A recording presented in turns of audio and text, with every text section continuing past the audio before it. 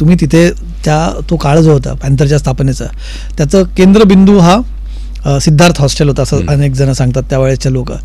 तेव्हा तुम्ही विद्यार्थी जसे तिकडे होता, साधारणपणे कसं वातावरण असायचं सिद्धार्थ हॉस्टेलमध्ये?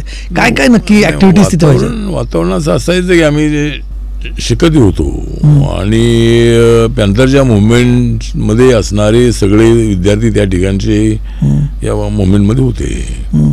आंबेडकर कॉलेजच्या बाजूलाच होतं, सिद्धार्थ कॉलेज आपलं फोर्टमध्ये होतं. तर बाबासाहेब आंबेडकरांची विचारसरणी घेऊन जर आम्ही पुढे चाललेलो आहोत तर आम्ही अन्याय सहन करता कामा नये. आम्ही अन्यायाचा प्रतिकार करणं अत्यंत आवश्यक आहे. जर आम्ही आंबेडकरवादी असू, आम्ही जय भीमचा नारा देत आहोत, तर आम्ही अन्यायाचा प्रतिकार करण्यासाठी रस्त्यावर उतरलंच पाहिजे. अशा पद्धतीची भूमिका त्या दलित पॅन्थरची होती.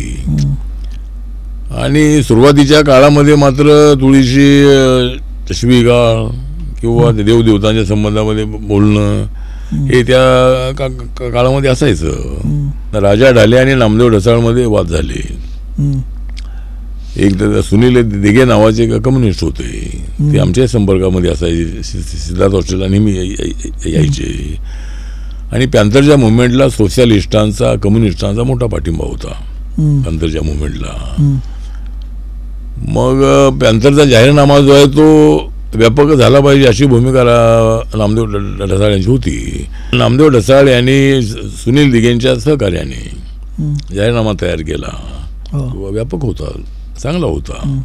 कारण बाबासाहेबांची मुवमेंट जर पुढे चालवायची आहे तर एकट्या बौद्ध समाजाला घेऊन चालणार नाही, पूर्वीच्या महार समाजाला घेऊन चालणार नाही. सगळ्या दलितांना एकत्र आणलं पाहिजे, दलितेतरांना एकत्र आणलं पाहिजे, ओबीसीना एकत्र आणलं पाहिजे, हिंदू मुस्लिमांना एकत्र आणलं पाहिजे, कष्टकऱ्यांना एकत्र आणलं पाहिजे. अशा पद्धतीची भूमिका पॅन्थरची होती. तर जाहीरनामा जो आहे तो लिहिला, पण राजा ढाले यांच्यासोबतही नंतर चर्चा होणं अत्यंत आवश्यक होतं. जाहीरनामा लिहिताना राजा ढाले त्यावेळेला प्रमुख होते. नंबर 1 राजा ढाले होते, नंबर 2 नामदेव ढसाळ होते. तर राजा ढालेंना न सांगताच तो जाहीरनामा जाहीर करण्यात आला. आणि त्यामुळं राजा ढालेंनी आरोप केला की हा जाहीरनामा कम्युनिस्टांचा आहे, हा जाहीरनामा दलितांचा नाही, किंवा हा जाहीरनामा बुद्धाच्या विचाराला बाजूला ठेवणार आहे. आणि आम्ही तर बुद्धिस्ट आहोत, बाबासाहेबांनी बौद्ध धर्म स्वीकारलेला आहे, असे मतभेद दोघांमध्ये झाले. आणि दलित पॅन्थरमध्ये फूट झाली, गट राजा ढालेंचा आणि नामदेव ढसाळांचा. तर जर दोघांनी समंजसपणे जर ते राहिले असते तर पॅन्थरची मुवमेंट फार मोठ्या उंच अशा स्थितीवर पोचली असती. आणि त्यानंतर मग आम्ही लोक राजा ढालेंसोबत होतो, काही लोक नामदेव ढसाळांसोबत होते. मग राजा ढालेंनी 1-2 वर्षानंतर दलित पॅन्थर बरखास्त केली.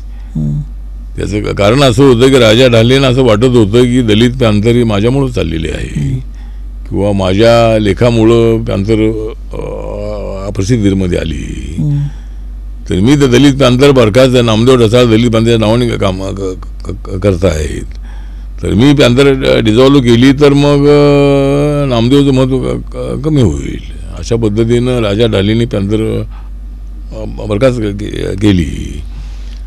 आणि मला आणि आमच्या सगळ्या सहकार्यांना हा काही त्यांचा विचार पटला नाही, म्हणून आम्ही त्यांच्यापासून वेगळे झालो. सगळे पॅन्थरच्या ज्या सगळ्या शाखा होत्या, छावण्या होत्या, त्या माझ्या सोबत आल्या. राजा ढालेंसोबत 1% लोक राहिले नव्हते. तर मी तसा एकदम सिंपल कार्यकर्ता होतो. राजा ढालेंचा अत्यंत रॉयल कार्यकर्ता होतो. पण एवढी मोठी गोष्ट त्यांनी केलेली होती की पॅन्थर बरखास्त केली. त्यामुळे पॅन्थर हे दलितांच्या संरक्षणाचं कवच होतं. आणि म्हणून मग मी सगळ्या लोकांच्या भेटीगाठी घेतल्या. गंगाधर गाडे आहेत, सेगावकर आहेत, दयानंद मस्के आहेत, रमेश शिंगळे आहेत, सुरेश सावंत आहेत, सीता सावंत आहेत, असे अनेक जे कार्यकर्ते होते. अनेक कार्यकर्त्यांच्या सोबत मी संपर्क साधला. आणि माझ्या संपर्कामध्ये सगळा महाराष्ट्र होता, सगळे देशातले कार्यकर्ते होते. आणि मग मी हा स्टँड घेतल्यानंतर सगळे लोक माझ्या सोबत राहिले. अपवादात्मक काही लोक राजा ढालेंसोबत होते, पण मोठ्या प्रमाणामध्ये लोक माझ्या सोबत राहिले.